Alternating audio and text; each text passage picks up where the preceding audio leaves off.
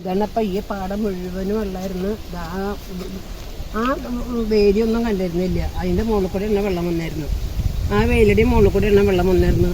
അപ്പം പിന്നെ ആ വെള്ളം നമ്മുടെ വീട്ടിലേക്ക് കൊണ്ട് അയ്യപ്പം സ്ഥിതിയാണ്. ഈ ഇവിടെ ഒന്നും നിൽക്കാൻ പറ്റില്ല. ഈ റോഡിലൊന്നും നിൽക്കാൻ പറ്റില്ല. ഈ റോഡ് വഴിക്ക് വേണം ഞങ്ങൾക്ക് അക്കരയ്ക്ക് കിടക്കണമെങ്കിൽ. ഇപ്പുറത്ത് പുഴയുടെയും അവിടെ തോടുണ്ട്. ആ തോടിൻ്റെയും ഒഴുക്കൊക്കെ ഞങ്ങളുടെ ഈ വീടിൻ്റെ മുറ്റത്ത് കൂടെയാണ് പോയിരുന്നു. അപ്പം ഞങ്ങൾക്ക് വീടിൻ്റെ മുറ്റത്തും കൂടി ഇറങ്ങാൻ പറ്റിയതില്ല. ഇത്രയൊക്കെ കഴുത്തിനൊക്കെ വെള്ളമായിരുന്നു. അങ്ങനെ ഫയർഫോഴ്സൊക്കെ വന്നിട്ട്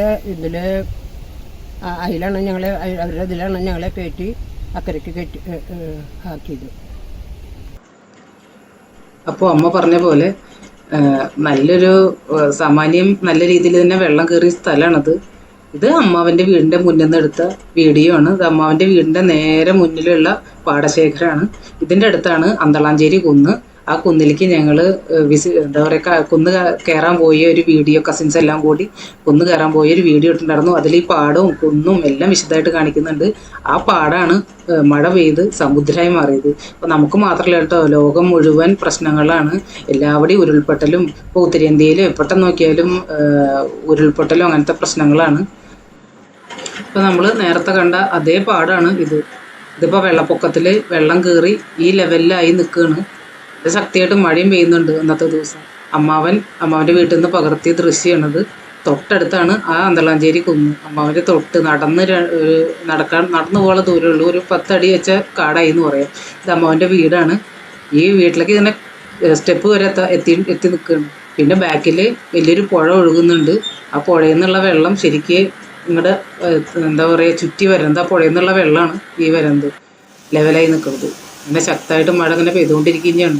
ലോകത്തിൻ്റെ പല ഭാഗത്തും നാശനഷ്ടങ്ങൾ ഉണ്ടായിക്കൊണ്ടിരിക്കുകയാണല്ലോ.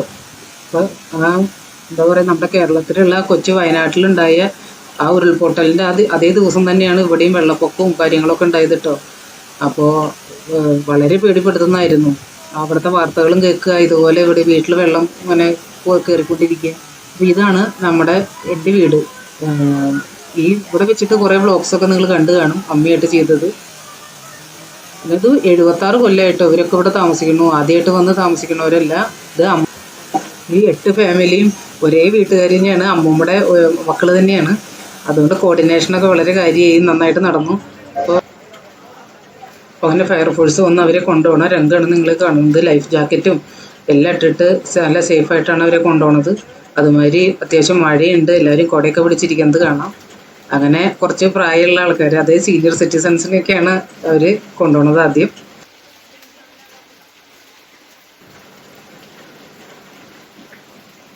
ഒരു വീട്ടിൽ നിന്നാണ് കൊണ്ടുപോകുന്നത്. അതായത് മുറ്റം എന്ന് പറയുന്നത് അങ്ങോട്ട് നീങ്ങിയിട്ടാണ് ആ പാടം തുടങ്ങുന്നത്. ആ മതിലിന് അവസാനിക്കുന്നിടത്താണ് പാടം തുടങ്ങുന്നത്. പക്ഷേ അവിടെ വരെ പോകാൻ പോലും പറ്റാത്ത നിലയിലേക്ക് വെള്ളം ശക്തമായിട്ട് വന്നുകൊണ്ടിരിക്കുകയാണ്. അത് കാരണം വീടിൻ്റെ കാർ പോർച്ചിന് അവിടെ വെച്ചിട്ടാണ് അവർ കയറ്റി കൊണ്ടുപോകുന്നത്.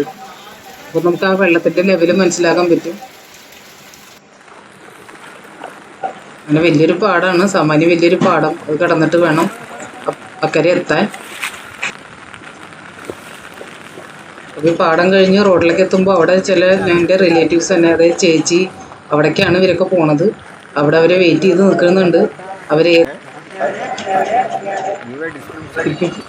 ഇപ്പം ഈ പോകുന്നവരുടെ മുഖത്തൊന്നും നമുക്ക് ശരിക്കും അവരുടെ മുഖത്തുള്ള ആശങ്കയും ആകുലതയൊക്കെ കാണാം. എന്താ വെച്ചാൽ വളരെ കഷ്ടപ്പെട്ട് അവരുടെ വീടും കുറേ സാധനങ്ങളും ഒക്കെ എങ്ങനെയായിരിക്കും ഇനി തിരിച്ചു വരുമ്പോഴത്തെ അവസ്ഥ എന്നുള്ള ഒരു ആശങ്കയൊക്കെ അവരുടെ മുഖത്ത് കാണാം.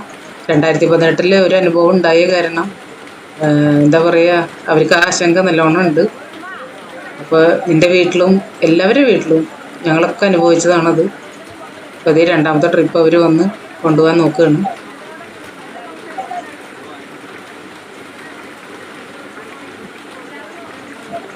എന്തായാലും ഈ വെള്ളം ഇറങ്ങാൻ എന്തായാലും കുറച്ച് സമയമെടുക്കും. പിന്നെ ഈ വീടൊക്കെ പഴയ രീതിയിലേക്ക് ആക്കി കൊണ്ടുവരാനും അതുപോലെ തന്നെ സമയമെടുക്കും.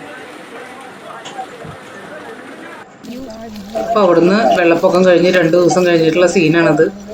അപ്പോൾ ചെറുതായിട്ട് വെള്ളമൊക്കെ ഇറങ്ങി തുടങ്ങി. പാടത്തിൻ്റെ ആ പുല്ലും ഇതൊക്കെ കാണാം. എന്നാലും ഈ റോഡ് മുഴുവൻ അങ്ങോട്ട് ക്ലിയർ അല്ല, വെള്ളം എപ്പോഴും ഉണ്ട്. അപ്പോൾ അവർ മെല്ലെ വീട്ടിലേക്ക് പോകുന്ന ക്ലീൻ ചെയ്യലും കാര്യങ്ങളൊക്കെ ഉണ്ടല്ലോ. അപ്പോൾ അതുകൊണ്ട് അവർ പെട്ടെന്ന് തന്നെ എത്താണ്. ഇനി എൻ്റെ വീട്ടിലെ കുറച്ച് വിശേഷങ്ങളുണ്ട്, അതും കൂടി. അപ്പോൾ ഈ വീഡിയോ എല്ലാവരും സപ്പോർട്ട് ചെയ്യുക. വേറൊന്നും പറയുക. കിട്ടുന്ന തേങ്ങയൊക്കെ ഇടുന്ന ആ കെട്ടിടമൊക്കെ ആകെ ചുമരൊക്കെ പൊളിഞ്ഞു. അത് വൃത്തിയാക്കുന്ന തിരക്കിലാണ് ഇപ്പോൾ. അവിടെ കിടന്നിരുന്ന ചകിരി തേങ്ങ കുറൊക്കെ ഒഴിച്ചു പോയി. പിന്നെ ചകിരിയും ഇതൊക്കെ ചുമര് വീണു.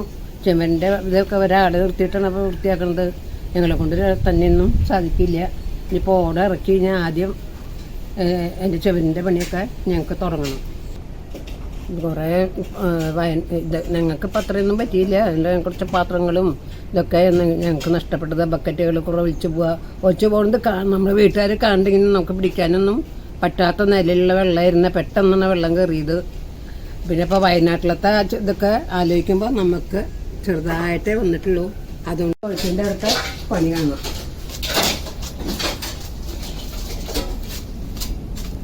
എന്താ ഈ ചുമരൊക്കെ ആ ചുമര് ആകെ ഇടിഞ്ഞു.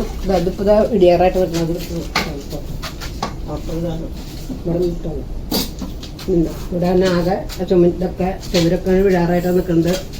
ആ ചുമരിൻ്റെ മുകളിലാണ് കോണിയുടെ ഒരു ഭാഗം നിൽക്കുന്നത്. ഇതിൽ കോണിക്കും എന്തെങ്കിലും നിങ്ങൾ സപ്പോർട്ട് കൊടുക്കണം. അച്ഛൻ്റെ അവിടെ ഓടൊക്കെ ഇറക്കണം. ഓടൊന്നും വീണ് കിട്ടിയില്ല. ബാത്റൂമിൻ്റെ ചുമരിൽ നിൽക്കാറുണ്ട്. ഒന്നും ഓടൊന്നും താഴ്ത്ത് വീണു. ഉണ്ടോ വെള്ളം വന്നിട്ട് മണ്ണൊക്കെ കുത്തി വെച്ച് പോയിട്ട് മടയായി. അതിൻ്റെ ഉള്ളിൽ തേള് ഇപ്പം നേരത്തെ തേളിനെ കിട്ടി. ഇതിൻ്റെ മറ്റേ ചേനത്തണ്ടും കൂട്ടിലുള്ള പാമ്പുകളൊക്കെ അതിൻ്റെ ഉള്ളിലുണ്ടെന്ന് അറിയില്ല. സൂക്ഷിച്ചിട്ടാണ് ഇപ്പോൾ ഞങ്ങളൊക്കെ ചെയ്യണത്. ഇനിയിപ്പോൾ ആ ചുമരൊക്കെ പൊളിച്ചു കൊള്ളാണ്. പുഴവെള്ളം എന്താ ഈ ലെവൽ വരെയാണ് കയറിയേക്കുന്നത്. അപ്പോൾ ഈ അകത്തേക്കൊക്കെ ഈ പുറത്തേക്ക് പൂമോസക്കൊക്കെ വെള്ളം കയറി. അകത്തേക്ക് വെള്ളം കയറി. മറ്റേ തളത്തിലേക്ക് കുറച്ച് കയറിയിട്ടുണ്ട്, അധികമായിട്ടില്ല. 18 അത്ര ആയിട്ടില്ല എന്ന് മാത്രം. അത്രയേ ഉള്ളൂ. ആ പൂജാമുറി ഇതൊക്കെ വെള്ളത്തിലായിരുന്നു. പൂജാമുറിയുടെ ലെവല് ചെറിയ വെള്ളമായിരുന്നു പൂജാമുറിയിൽ.